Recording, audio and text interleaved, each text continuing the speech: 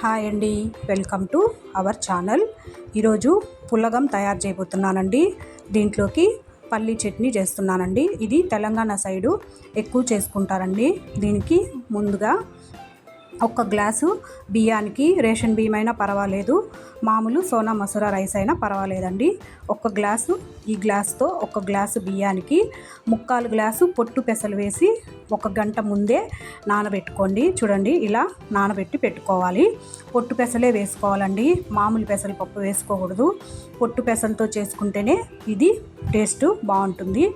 దీంట్లోకి ఇప్పుడు సన్నగా తరిగిన ఎర్రగడ్డలు ఒక 2 టమాటాలు, 4 పచ్చిమిర్చి, కొద్దిగా కరివేపాకు, టేస్ట్కి తగ్గంత ఉప్పు వేసుకోవాలి. కొద్దిగా అల్లం వెల్లుల్లి పేస్ట్ కానీ కావాలండి.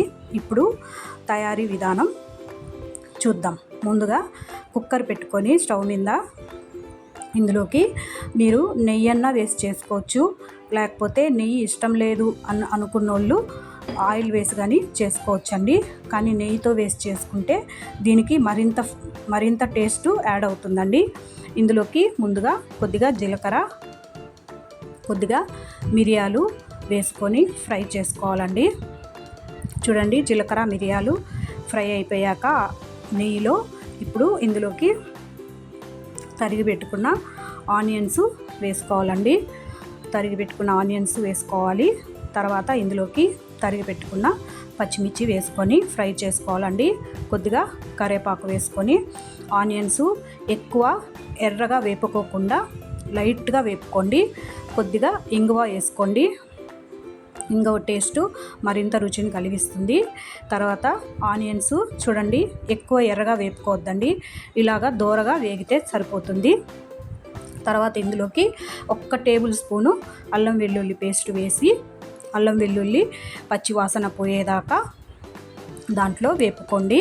చూడండి, ఇప్పుడు తరిగి పెట్టుకున్న టమాటాలు వేసి కొద్దిగా టమాటా మెత్తబడేదాకా ఫ్రై చేసుకోండి. చూడండి, ఇలా ఫ్రై చేసుకోవాలా. ఎర్రగడ్డ ఎక్కువ వేపుకోకూడదు, ఎర్రగడ్డ కొద్దిగా పచ్చిగానే దూరగానే ఉండాలండి. చూడండి, ఇలా వేగితే సరిపోతుందండి. చూడండి, ఇలా వేగితే సరిపోతుంది. ఇప్పుడు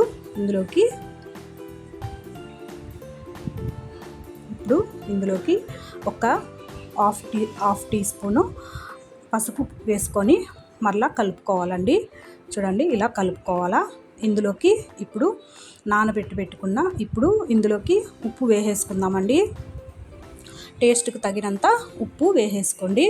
ఇప్పుడు ఇందులోకి నానబెట్టి పెట్టుకున్న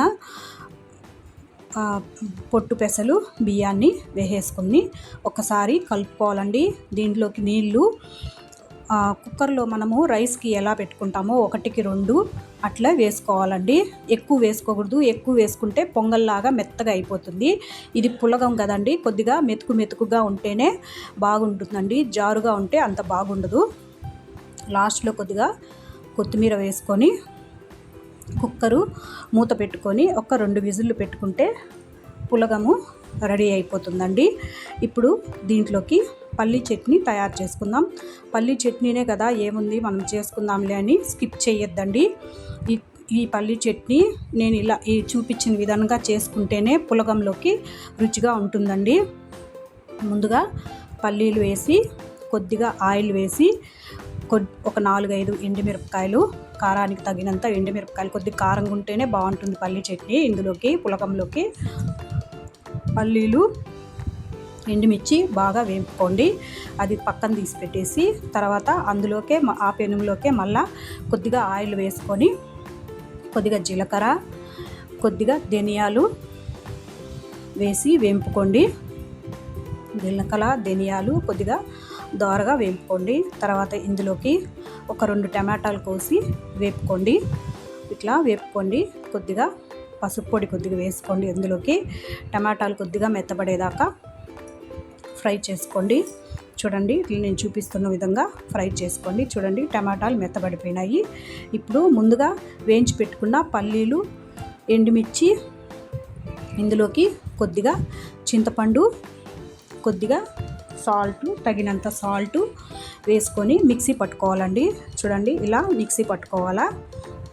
మెత్తగా మిక్సీ పట్టుకోవాలా. తర్వాత మనము వేయించుకున్నాం కదండి జీలకర్ర ధనియాలు టమాటా అవన్నీ వేయించుకున్నాం కదండి. ఇప్పుడు అది వేసేసి కొద్దిగా వాటర్ పోసేసి గ్రైండ్ చేసుకుంటే చూడండి చట్నీ తయారవుతుంది.